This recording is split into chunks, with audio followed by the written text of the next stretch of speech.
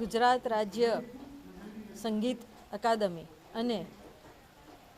નર્મદા જિલ્લાના વહીવટી તંત્રના ઉપક્રમે રંગોત્સવ આદિવાસી સાંસ્કૃતિક મહોત્સવનું આ એક આયોજન થયું છે કે જેમાં એકતાનગર ખાતે શ્યામલ મુનશી, સૌમિલ મુનશી અને આરતી મુનશીની ત્રિપુટી આજે આ ગુજરાતની સંસ્કૃતિ એમના ગીતો દ્વારા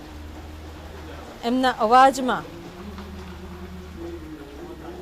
જે લાગણી છે એને રજૂ કરવાની વાત અને ગુજરાતની સંસ્કૃતિને સાચવવાની વાત ગરબાથી લઈને આદિવાસી સંસ્કૃતિમાં ગવાતા ગીતો,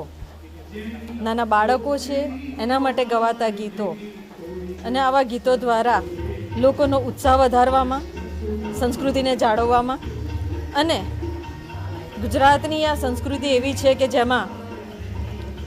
અનેક કવિઓએ પોતાની આ સંસ્કૃતિ દ્વારા એ લોકગીત હોય,